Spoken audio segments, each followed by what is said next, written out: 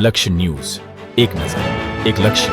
સુરેન્દ્રનગર જિલ્લામાં સ્વામિત્વ યોજના અંતર્ગત પ્રોપર્ટી કાર્ડના વિતરણનો કાર્યક્રમ યોજાયો.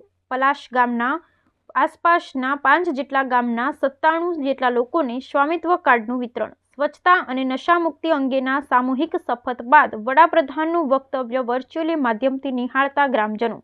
સ્વામિત્વ યોજનાના કારણે નાગરિકોને મિલકતના હક સરળતાથી અને ઘર આંગણે જ મળી રહ્યા છે. સંપત્તિના હકો મેળવવા માટે રજળપાટ દૂર થઈ છે. ધારાસભ્ય શામજીભાઈ ચૌહાણ.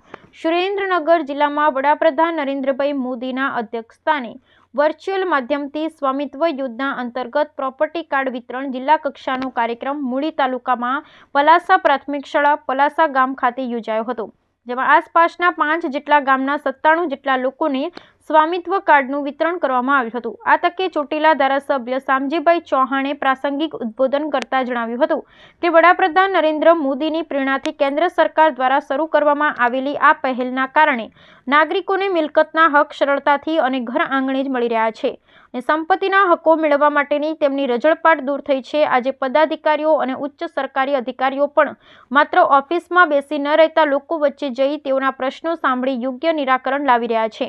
છેવાડાના માનવી સુધી કલ્યાણકારી લાભો પહોંચે અને વિકાસનો ફાળો દરેક લોકો ચાખી શકે તે માટે હરહંમેશ પ્રયત્નશીલ રહી સરકાર દ્વારા પ્રયાસ કરવામાં આવી રહ્યા છે. આ પ્રસંગે જિલ્લા સમાહર્તા કેયુરસિંહ સંપટે સ્વામિત્વ યોજના વિશે જાણકારી આપતા કહ્યું હતું કે ભારત સરકારના પંચાયતી રાજ મંત્રાલય, સર્વે ઓફ ઇન્ડિયા, રાજ્ય મહેસૂલ વિભાગ, રાજ્ય પંચાયતી રાજ વિભાગ અને રાષ્ટ્રીય માહિતી કેન્દ્રના સહયોગી પ્રયાસોથી સર્વે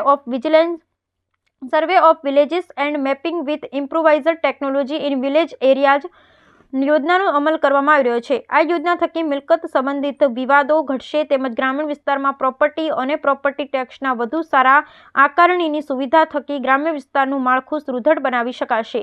શહેરની માફક જે તે વ્યક્તિને પોતાની મિલકતના હકો અને સચોટ આધાર પુરાવો મળી રહેતા જરૂરિયાતના સમયે સરળતાથી બેંક લોન દ્વારા સંસ્થાકીય ધિરાણ પણ મેળવી શકશે. આ તકે જિલ્લા વિકાસ અધિકારી રાજેશ એમ તન્નાએ પ્રસંગોચિત માર્ગદર્શન આપતા જણાવ્યું હતું કે અદ્યતન સર્વેક્ષણ ડ્રોન ટેકનોલોજી દ્વારા ગામડાઓમાં વસવાટવાળા વિસ્તારોમાં મકાનો ધરાવતા પરિવારોને અધિકારોનો રેકોર્ડ પ્રદાન કરી ગ્રામીણ ભારતની આર્થિક પ્રગતિને વધારવાના વિઝન સાથે પ્રધાનમંત્રી નરેન્દ્રભાઈ મોદી દ્વારા સ્વામિત્વ યોજના શરૂ કરવામાં આવી છે. આ કાર્ડ જમીન અને મકાનના સાચા માલિકને તેનો હક પારદર્શી રીતે પૂરો પાડે છે.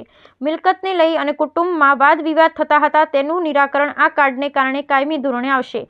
ગ્રામીણ નાગરિકોને પોતાની સંપત્તિની માલિકીનો પુરાવો આપવા ઉપરાંત આ કાર્ડના બદલામાં તેમને લોન અને અન્ય નાણાકીય લાભો આપી તેમને આર્થિક રીતે સશક્ત બનાવવાના બેવડા ઉદ્દેશ્ય સાથે ભારત સરકાર દ્વારા આ યોજના અમલમાં મૂકવામાં આવી છે, જે અન્વયે ગ્રામજનોને તેમની મિલકતોની માલિકીનું પ્રમાણપત્ર મળે છે. આ કાર્યક્રમમાં ઉપસ્થિત સર્વે વડાપ્રધાન વક્તવ્યનું જીવંત પ્રસારણ નિહાળ્યું હતું અને તેમજ સ્વચ્છતા અને નશામુક્તિ અંગેના સામૂહિક શપથ લેવામાં આવ્યા હતા.